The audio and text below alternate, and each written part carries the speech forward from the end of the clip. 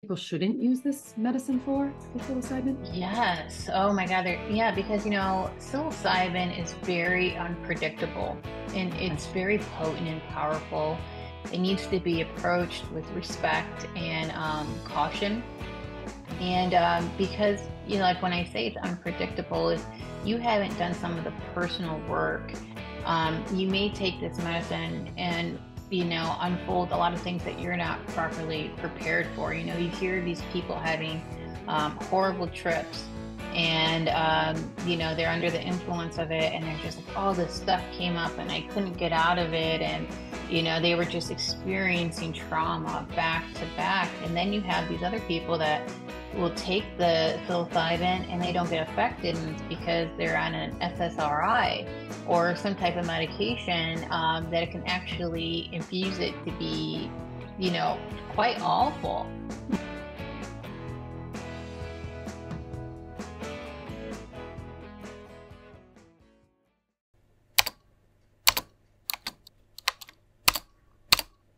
Have you ever wondered what it's like to use psychedelic medication or therapy? Are you curious specifically about psilocybin? Well, if so, then today's episode is for you. We have a very special guest in the house. Her name is Angelina Padron. You're going to have to correct me if I botched it again, but Angelina is from Palm Springs, California. She is a practitioner who has carved a niche for herself in the realms of psychedelic therapy, bioenergetic therapy, and somatic psychology. Her expertise and insights in these fields have transformed countless lives. So let's dive deep into her journey and the incredible work she does. Angelina, welcome to the show. Thank you, Kat, for having me. I'm excited today. Ooh, I am so excited to have you here. We met a couple of years ago. We don't know each other that well, but we chatted about for an hour a couple of weeks ago in Mhm. preparation for this episode. So I'm really excited for you to share your wisdom, your experience, insights for those that are curious and don't know about this work. Maybe you can start off by telling us a little bit about your background and how you came to this work. Awesome. Thank you. Yeah. So I came into this work about 15 years ago. I actually started off with teaching for the American Heart Association with CPR and ACLS. So, I actually taught the breadth of anatomy, which was fascinating. And through that work, I realized that the breath was the spirit in physical form. And I was Mhm. fascinated by that and moving energy in the body. And from there, it took me on a wonderful journey of studying holistic practices, which embarked on the psychedelic side eventually. And I actually built my practice during the pandemic because prior, studying with CPR and breath work and whatnot, I did all these little holistic exercises and whatnot, but I never really fully built my practice till then. So Mhm. during the pandemic, I completed a certain amount of certifications and I felt confident enough to embark on this new journey that is taking me down the road of psychedelic medicine, bioenergetics, and somatic psychology, which is integrative work. Mm, So yeah, now I'm I love here. that. I love your story. I love that it's integrated. We're going to touch on that in a little bit, but Mhm, what you combine these three things together, these three works, and you call it mhm. integrative. Is there one area of focus that you prefer or Well, I personally really like the somatic experience because it has a holistic approach. It's unlike traditional psychology, which focuses more on working with the mind and the body and that interconnectedness. I do believe that um, trauma now is a modern word just for suffering. And a lot of times when people still have trauma, it's because they haven't fully integrated it into their body to let it process. So okay. for me, I in my practice, that's actually one of the biggest things that I do is the embodiment experience. So we take a narrative or a situation and we emphasize the significance of it and see Mhm. what echoes it. And then through that, we recognize the emotions, the thoughts, the psychology processes, and what has happened since then and what the body has actually built. then from there, we take the trauma of the body and we approach it and we try to unresolve things or make things unresolved and notice what imprints are in the body. From there, we use therapeutic tactics, mindfulness, awareness, because a lot of times people, when they think of mindfulness, really, they just have a mind full and they say, I can't do it. I can't do it. I just don't do that. And the truth is that we actually use mindfulness multiple times a day. Mm-hmm. It's just finding out what kind of learner you are. So we bring that awareness to the present moment. Then I like to use the bird's eye view of new tools and looking at the narrative in the now. And that's where like the present moment is, and having someone practice that being present, right? But this has tons of roots, tons of echoing. We have to incorporate all our insights. And then we go to the realm of, being whole with it. So it's the essence of, mind, body, and spirit. So that's my main practice. However, with the psilocybin, I got into psilocybin personally where I wanted to start getting certifications and whatnot with this. During the pandemic, I had my own experiences. And, from there, I realized that it was not a magic bullet. However, it did help me see things that I possibly couldn't wrap my mind around if I was just in the natural state that I was in. Mm-hmm. And so, if anything, it bridged a lot of different things for me.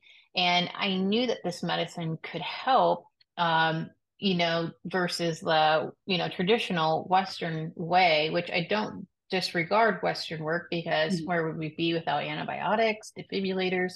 It's actually, Western medicine is very great. But I didn't want to, be a slave to medication and whatnot. So it was, and which I found, and I personally have done medications and everything. I've tried it all. But I found with psilocybin, it worked a lot faster and just took me on a route that, it was just instantaneously and it was magic. That's probably why they call it magic mushrooms, right? But I knew this could work for other people. And I was very curious on how I could help bridge that for others. So then I started studying the plant. Mm-hmm. I studied the psychology with it because there's a lot of mental health treatments with depression, anxiety, obsessive compulsive disorder, addiction. There's all these, and a lot of times what I found to be the biggest thing in my practice is loss of spirituality and Mm-hmm. people, seeking the medicine. And not everyone gets it, right? Because there's so many factors with it. But I ended up, bringing this on to be a personal medicine, and I found many beautiful things with it. So Mm-hmm. with the psilocybin, that's where the bioenergetics really comes in. And Talk so about with that. the bio, Yeah. yes, bioenergetics is fascinating because we are energy. Everything is energy, like your room and clubhouse, right? Everything is energy. And, when I focus on the somatic part of my practice, bioenergetics, we teach people how to use their energy in multiple different ways, the ultimate pillars of your life, your spirituality, your mindset, your emotional, and your physical body, and Mm-hmm. how energy comes to play and how it stores, right? And so a lot of times with the psilocybin, they have to, before they even receive the medicine, understand the bioenergetics. So they're in the rooms with me and they take the medicine, let's just say, they're understanding how to move their energy, how to push things out, how to receive, how to make space. Mm-hmm. And we use frequency energy, we use herbs here, we use the breath, we use mindfulness techniques. Mm-hmm. And so, yeah, it's interesting work, and this is stuff I do over here. That's And awesome. yeah, that's a little It bit is about me. interesting work. And it is, I love how you have had your personal journey with it, so you know what it's like firsthand for someone going through this. I would imagine, Mhm. everyone has their own experience, but it becomes very relatable because you've done healing work with Mhm. it yourself. You called it magic mushrooms, but we've also called it on the notes medicinal mushrooms. Mhm. So you're working with this in a very therapeutic way versus a recreational way, correct? Just to be clear for Definitely. people listening. Okay. Mhm. And Yes. when you do that, and you touched on some of the medicinal things that people can benefit from, like anxiety, trauma, depression, are there contraindications that people shouldn't use this medicine for psilocybin? Yes. Oh my God. Yeah, because psilocybin is very unpredictable and Okay. it's very potent and powerful. It needs to be approached with respect and caution. And because, like when I say it's unpredictable, if you haven't done some of the personal work, you may take this medicine and, unfold a lot of things that you're not properly prepared for. You hear these people having horrible trips and, they're under the influence of it and they're just like, all this stuff came up and I couldn't get out of it. And, they were just experiencing trauma back to back. And then you have these other people that will take the psilocybin and they don't get affected, and it's because they're on an SSRI or some type of medication that it can actually infuse it to be, quite awful. Mhm. Um, you know, but a lot of people, because of our culture and Instagram and social media, they think it is a magic bullet. And Mhm. there's so much more, to this medicine than just taking something to replace something else. Like, the work is never done. It's a continuous process. And sometimes that's why I like to prep people, with the mindset, with the bioenergetics, learning themselves before they even take this medicine, because sometimes they don't have the tools, right? And so Mhm. they're hitting the problem with the same hammer constantly. Mhm. And this is not a magic bullet. So to approach it with the respect that is, needs to be there, you have to understand what the bigger thing is. What is the echoing pain?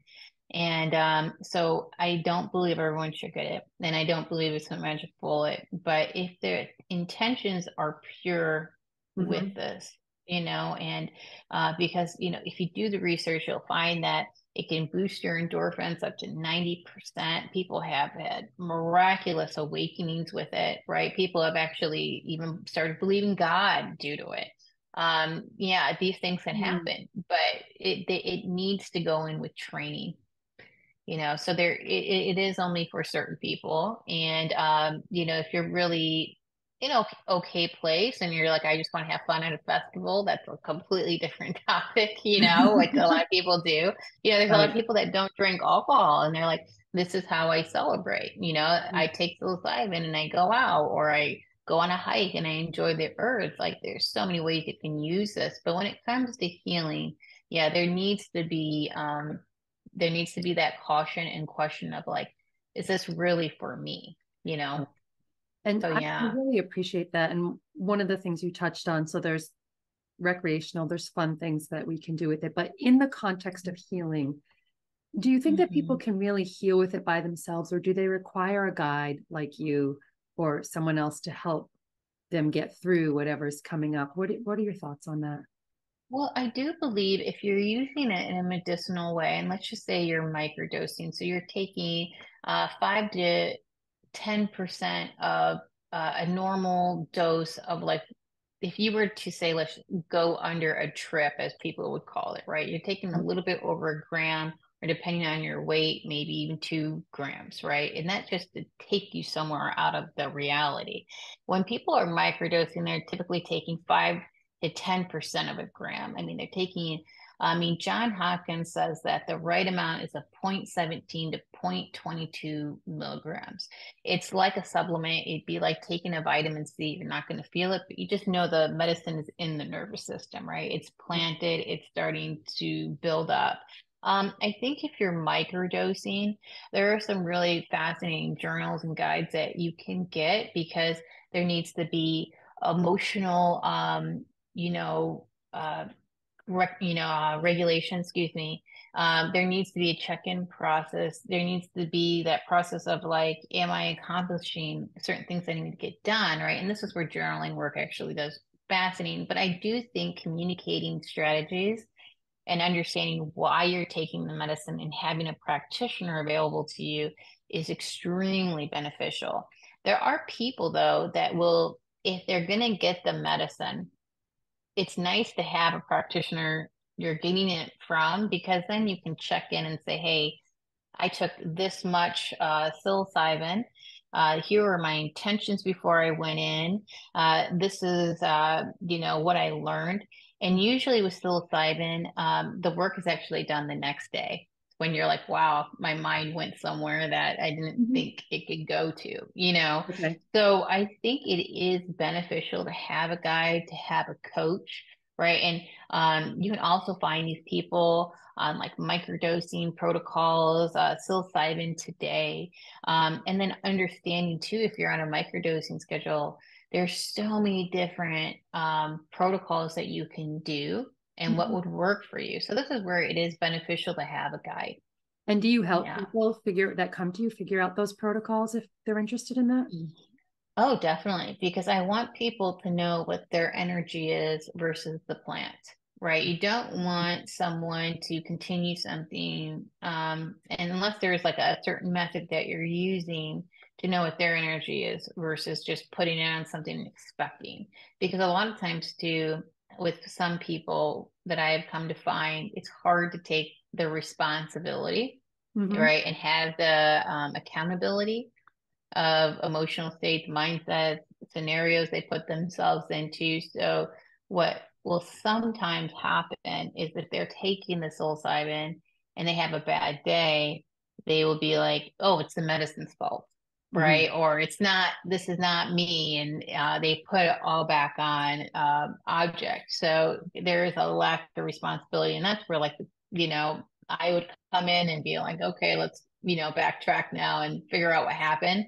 Um, but yeah, due to what they want to do and what, they expect, I definitely organize a plan. I go through an interviewing process before anyone even gets to work with me. Because like I said, a lot of times people are like, they just think this is what's going to work, right? Like I believe, and it's like, usually if you can sit down and talk to people about why they want to use the medicine and, what's good for them, they'll realize like, I can do this, right? Like there's something within me that I need to work on.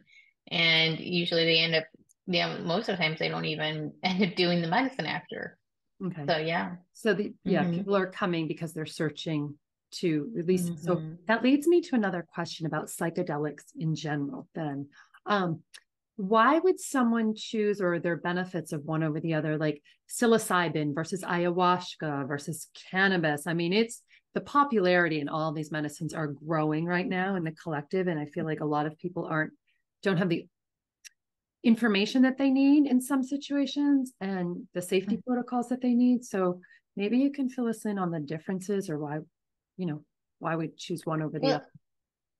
I think personally, what I realized is that our culture, especially Netflix, has made these things really popular, right? And Right. one thing with ayahuasca, it is a sacred plant. If you're going to get good ayahuasca, you're going to go right in the heart of the jungle. You're going to go to the Amazon because if you look at the world or even Earth, right, and you wonder like where is her womb, it would be in the Amazon. That is like if you want a first class ticket to Mother Earth, that's where the plants are going to be, that you're going to ingest. It chills. Yeah. However, yeah, however, with that is that with ayahuasca, a lot of people they do these things like in Joshua Tree or Kentucky, and there's certain shamans that usually just started studying this stuff and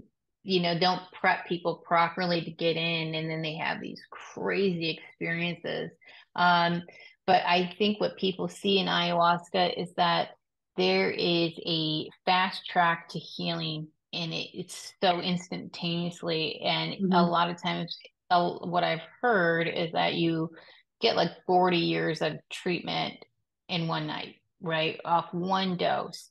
And the my personal belief is that, being hurt, trauma, it happens very fast, and Hmm. healing actually happens very slow. And a lot of times people, we live in the microwave era. Like, I want it now. I want to heal from now, like I Yeah. need this. And that's why they end up going to these like darker shamans that I call them darker shamans. However, if you're going to do it, you need to study, like, what is the reasoning behind this? Like, what do you want to achieve? Do you know your safety cards for, meditation, mindfulness? Do you know how to properly get into your body, right? Hmm.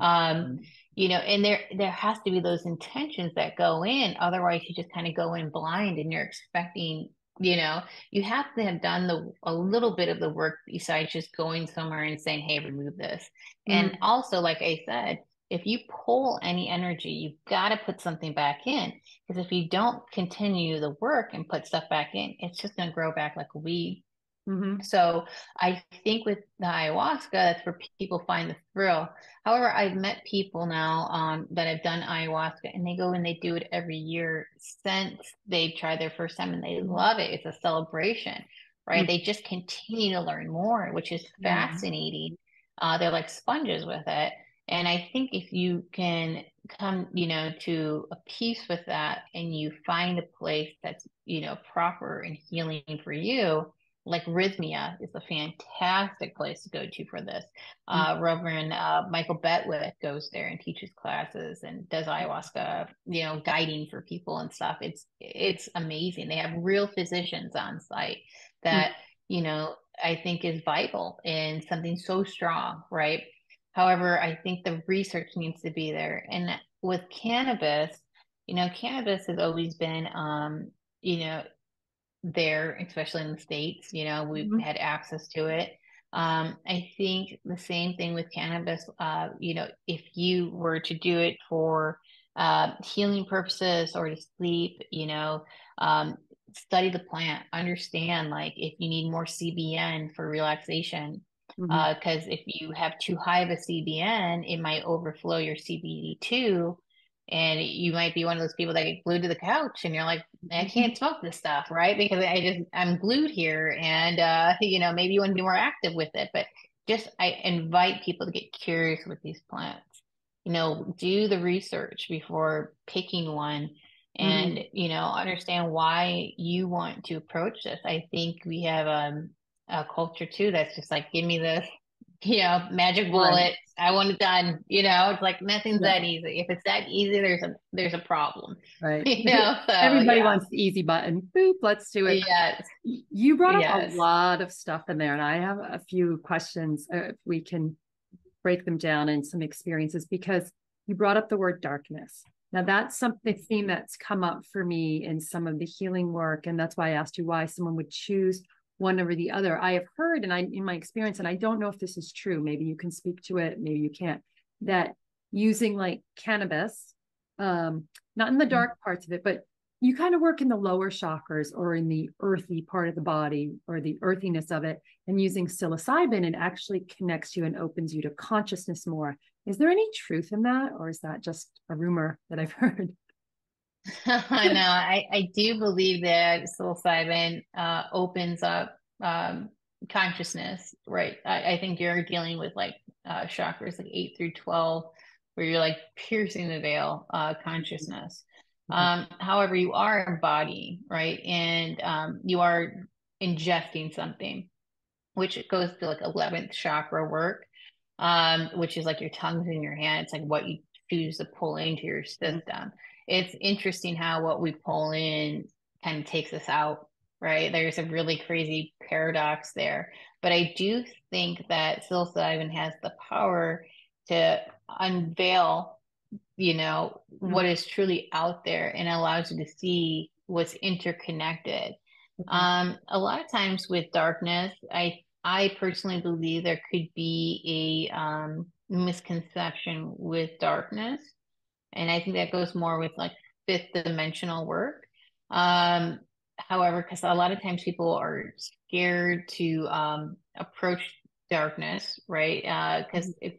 it's like unveiling everything. It's like Dante's Inferno, right? Of going through like all the fear and having the mirror put up to you. So it doesn't have to be bad, but when I say dark shamans, I feel like there's a lot of shamans that haven't had dealt their own work. And my belief is that they get such a powerful experience from having their own journey. And they're like, we want everyone to have this, right? But then there's like a laziness and a lack of discipline of like what responsibility needs to be really taken with this type of medicine, right? Like the education that you just have to constantly continue.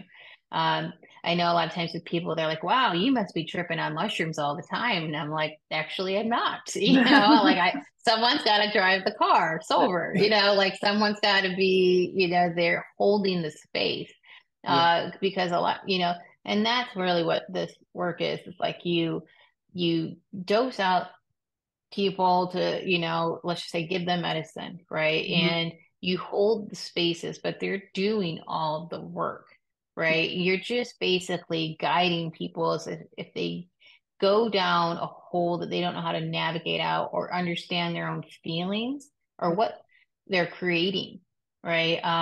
Then you just kind of help guide them, get them back on track.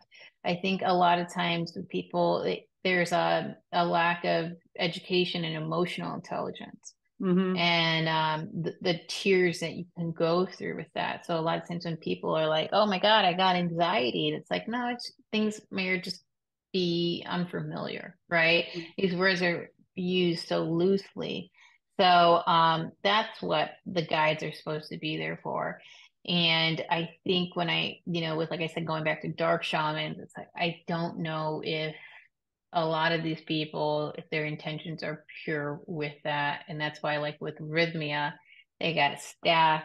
They take you through classes for a week before you even Mhm. get the medicine, right? Right. And they have numbers of shamans there, and they're giving you the medicine. They play the music. They get you in the vibe. It's so safe Mhm. there. Then if you go in your friend's backyard and you're drinking moonshine ayahuasca, It's a it's, little bit of a it's difference, right? Well, and that's what I yes. mean to ask you that. And even um, the darkness in and of itself, like the darkness inside of us can come up too. So if we don't have Mm-hmm. a great guide or a great shaman or practitioner, whatever, whether it's psychedelic work Mm-hmm. or any other healing work, right? If the guide or Mm-hmm. practitioner is I think I'm just gonna, it's important to vet them, right? Really vet them Mm-hmm. properly. And Mm-hmm. because things can come up. I remember having a conversation with someone a few years ago who had um, gone to, I think, Colombia to use ayahuasca in the jungle. And he had a good experience overall, but when he was telling me the story, he said that all night long, all they heard was screaming because someone else who was in the group was having a Mm-hmm. very difficult experience, and he found out the next day, or when they left, they were performing an exorcism. Like, so Mm-hmm. sometimes things can come up that maybe when we go into this work we're not anticipating. Not that that's the norm, but to have these Mm-hmm. safeguards in place that you talked about, or practitioners that have a vast experience, and or the people who have done some of the work before, like they've built their toolbox, their capacity to use their breath, or somatic practices Mm-hmm. is so important. So I love that you shared all that. Um, when I haven't worked with psilocybin or ayahuasca because I haven't felt called, but I've worked with cannabis with a practitioner, Mm-hmm. and a lot of darkness did come up, and I was so ungrounded for months, and I'm still not sure, was the darkness that came up, was it my own inner shadow and the shadow work that we sometimes do, or was it entity and demon? Like, there's a fine line in your experience. Is that possibility that both of those things can exist, or do you not believe in it? Just curious. Oh, I definitely believe we can get into those realms. I had a client recently, actually got arrhythmia, and she told me that they had to perform a exorcist on someone after taking ayahuasca down there. And I think that there could be, a release of these things happening within the realm of ourselves, right?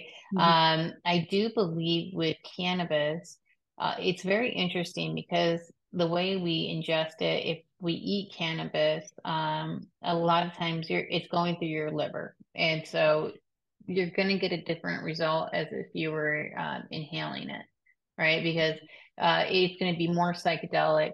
Your body's got to process it. It's going to actually tamper out a completely different way. And I think we underestimate um, the gut health and the gut brain and what Mm-hmm. it's capable of, right? And that area, it is known to be the emotional body, right? So I think it'd be very easy to go to those realms, Okay. especially if we haven't, let's just say dealt with things that terrify us or frighten us, Mm-hmm. right? Make us cautious.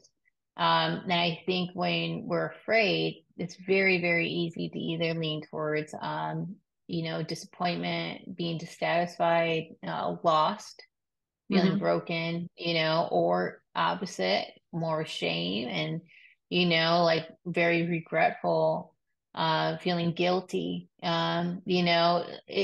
dishonored. I think it's very, very easy to go those ways. Mm-hmm. So yeah, I think, a lot of times with the medicine, it kind of shows you what you don't want to.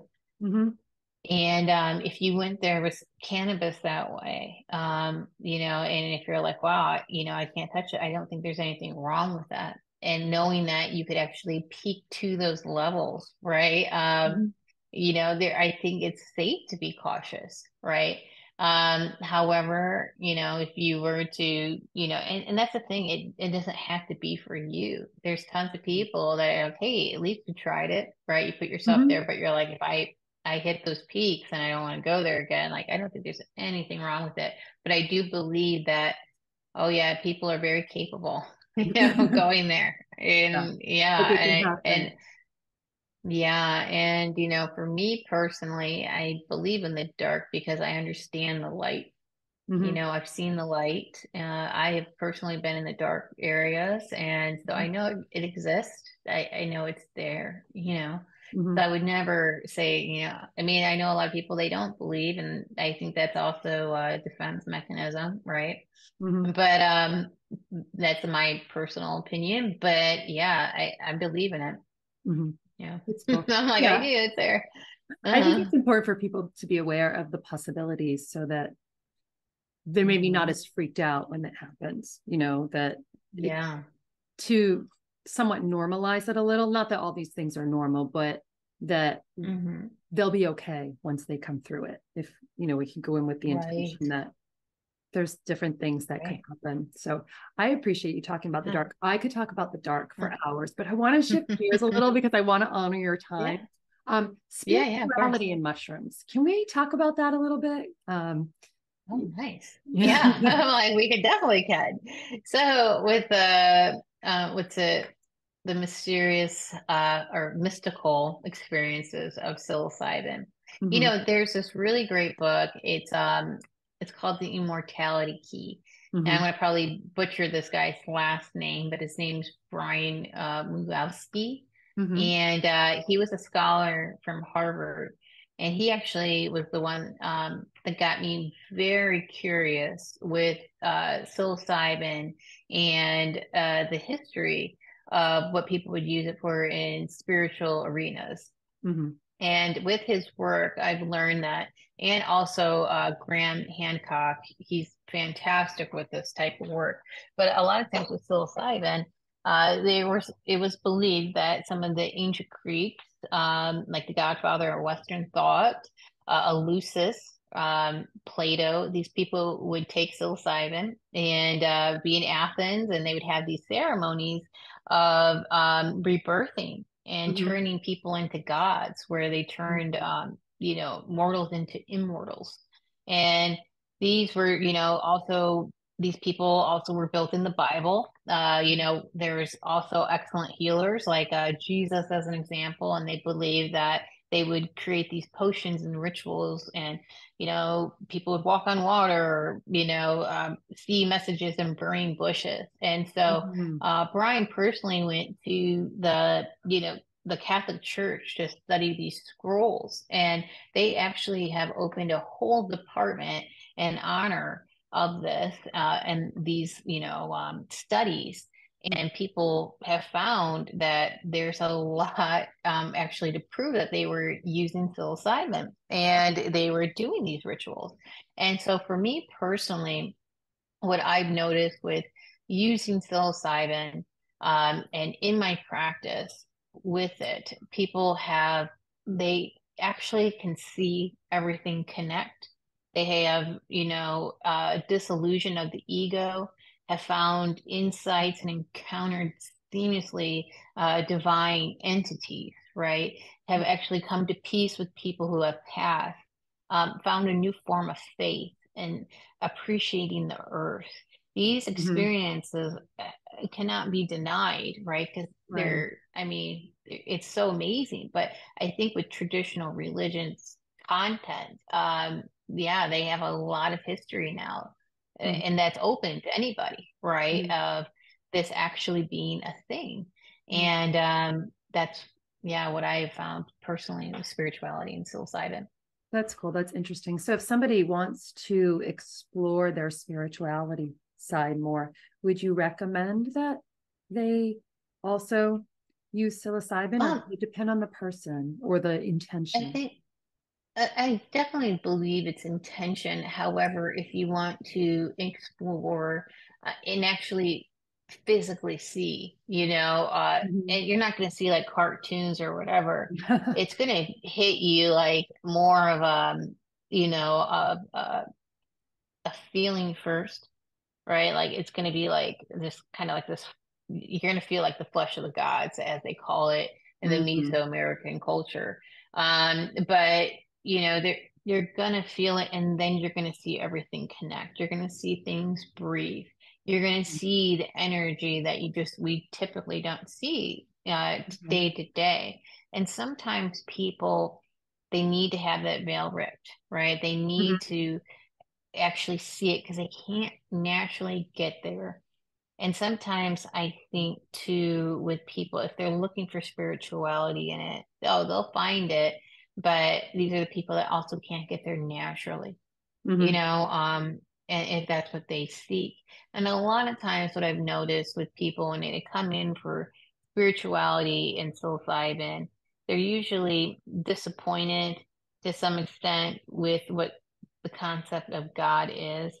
Mhm. To understand religion, there's usually something like, they feel very small. So this has a way to kind of open them up and humble them, Mhm. get them back in their body and, give them that faith. So, yeah, I mean, there's a lot of openings for it if you want that with it. Maybe I will try it yet Mhm. then. I really love this theme that has been coming to me over and over from a lot of people lately, discerning for themselves the difference between religion and spirituality. And, Mhm.